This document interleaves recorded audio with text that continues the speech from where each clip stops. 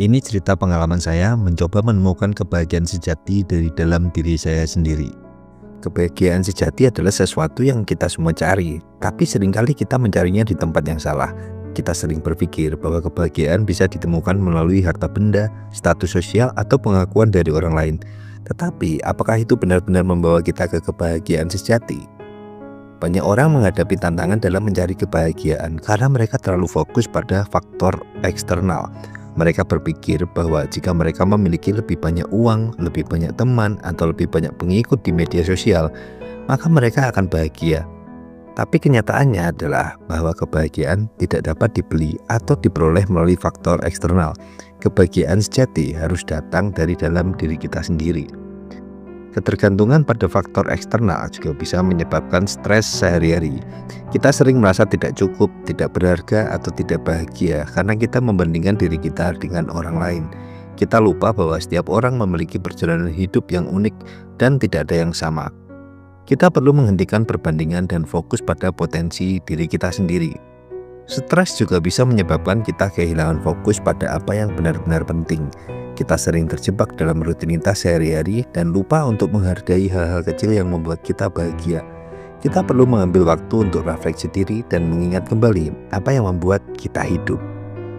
Meditasi, self-reflection, dan praktik Shodhai adalah beberapa cara untuk mengakses kebahagiaan dari dalam. Tapi menurutku ada satu yang paling powerful untuk mengakses kebahagiaan sejati. Ini berdasarkan pengalaman pribadiku sendiri ya.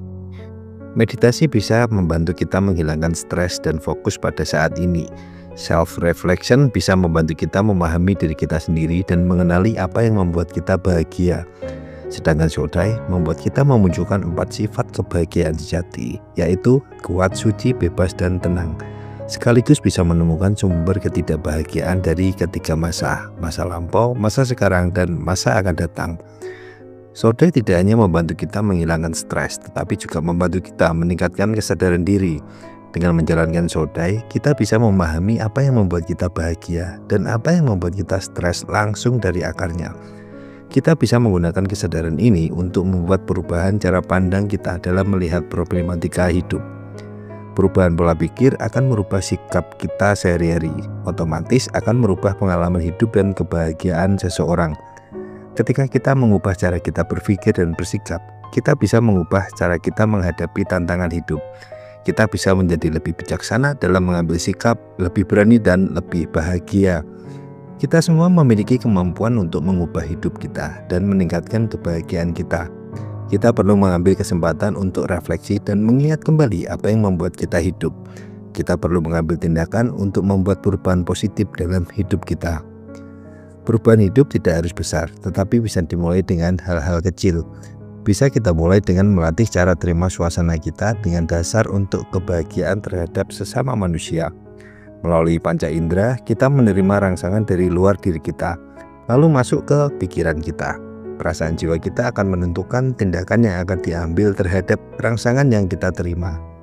Inti hakikat kita yang mendorong pikiran dan badan kita bertindak, dan hal ini akan menjadi kecenderungan jiwa kita yang akan terwujud nyata menjadi sikap dan perilaku kita. Contohnya ketika kita melihat tetangga membeli mobil baru, mata dan telinga kita menerima rangsangan tersebut. Mata melihat mobil baru diturunkan dari truk towing, telinga kita mendengar tetangga lain memuji tetangga yang beli mobil. Sejenak kita berpikir, tapi apa yang kita pikirkan dipengaruhi oleh kecenderungan jiwa kita. Jika kecenderungan jiwa kita serakah, maka respon kita akan merasa kalah dengan tetangga tersebut. Udah tahu kan ya, apa yang akan terjadi selanjutnya?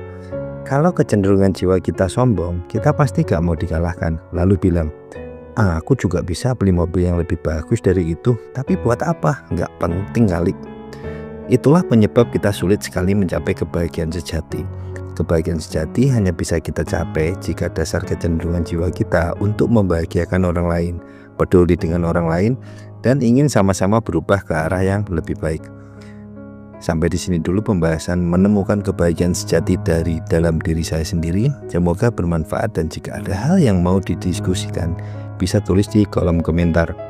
Jangan lupa tonton video saya yang lain tentang self-improvement dari sudut pandangnya berbeda dan berdasarkan contoh nyata yang saya alami.